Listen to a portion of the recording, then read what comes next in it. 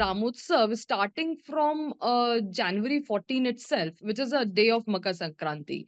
So what has been decided that it's like in each and every district, the municipal boards and the urban local bodies, the state is going to go ahead and have the Rath Yatras and the Kalash Yatras and the bhajan kirtan in the temples.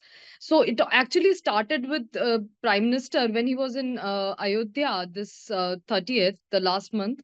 He asked the entire country to celebrate Deepavali on 22nd, January 22nd, saying that it's actually celebration, like since the consecration ceremony is going to be there on 22nd for the new idol in the new Ram temple. So he said that it should be celebrated as Deepotsav because Deepavali, because that's the day when the Ram arrived to his home. So he gave a call on that day, and then UP has decided to actually go and have a 8 day long celebrations here. These celebrations are basically all across the state. Apart from that, Ayodhya is also having its own celebrations apart from the rituals which would start from January 16th.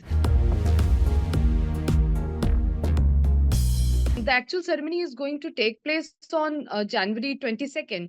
But in Ayodhya, the rituals for that Pran Pratishtha or the consecration ceremony would start at least a week before from 16th itself. So there's going to be long rituals because when I spoke to some of the priests and temple priests there, so they kind of explain that when an idol is made out of stone or any other material, it doesn't have a life of its own. It doesn't have that kind of energy. So while many people asking what Pran Pratishtha is actually about, so it's kind of giving that energy or life to that particular idol so that it can be prayed. So consecration ceremony is basically, or the Pran Pratishtha is putting Pran into that idol. And that kind of it's a lengthy procedure that is to be followed. So ultimate the final procedure would take place on 22nd, but before that they'll be like clearing of the area with the Saryu water. And then before that there's a tradition that before being put on spot or before being seated on the throne, the idol is taken on a round of the entire city and it's going to be blindfolded.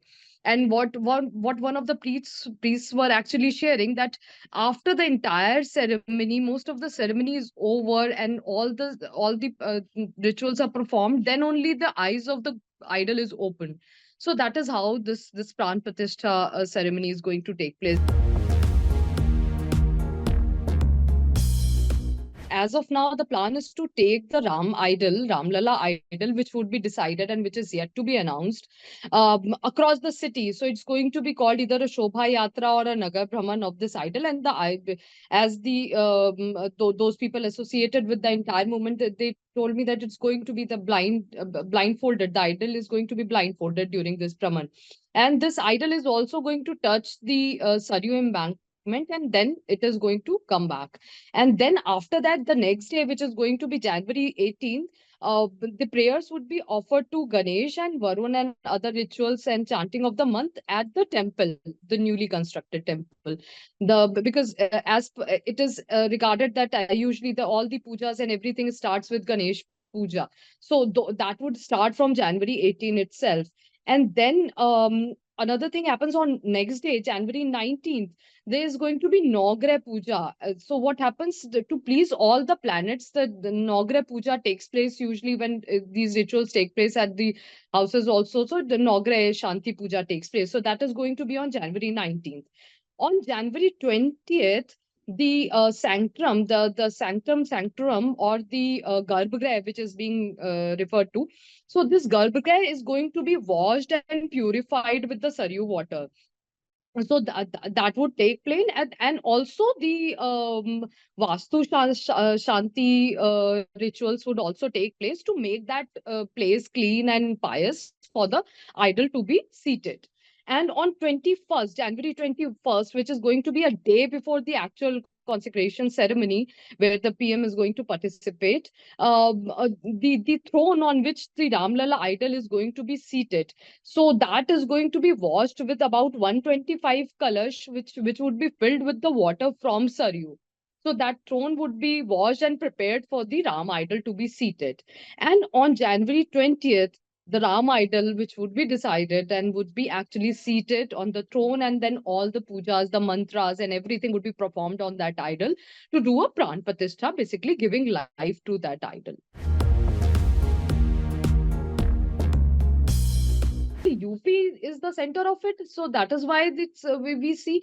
But if we talk about even the because last month when the Kalash Yatras or the rituals started from Ram Mandir, the existing Ram temple, the Akshay, because Akshat are basically the pious rice which are taken from the rituals are performed, and that Akshat Kalash were sent from Ram temple to across the country, and VHP officials and VHP office bearers had actually taken this, and this is going on simultaneously across the country in the villages. For example, if a Kalash goes to a district and those akshas are then distributed further to household, they are trying to reach as many households as possible with these akshas. So it's not just in UP, this is happening all across the country.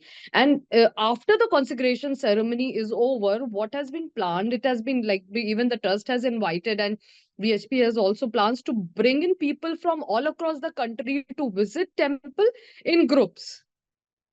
So because 23rd after 23rd onwards, so what Ayodhya is expecting a huge gathering of crowd at least for next 2 months, that they see that people would be coming from all across the country to visit the temple after the ceremony is over.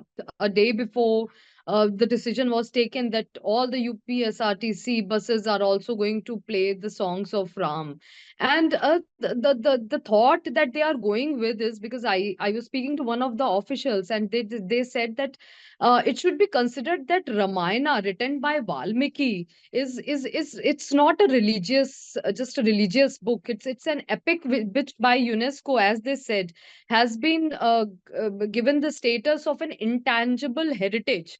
So when they are going with the Ramayana recitations or such things, so it's like actually promoting the culture and an intangible heritage of the country. So, and it's like preserving it and promoting it. So they are taking it as that way. Ayodhya was initially a very small town. It was part of earlier called Faizabad district. So it was not the heart of the center of the district. But today, Ayodhya, if somebody had visited, say, about 4, 5 years back or ages back, it has changed completely. So, and this expectation, as we saw recently, that the airport, it got an international airport when it was just a defunct airstrip that the city had in the past.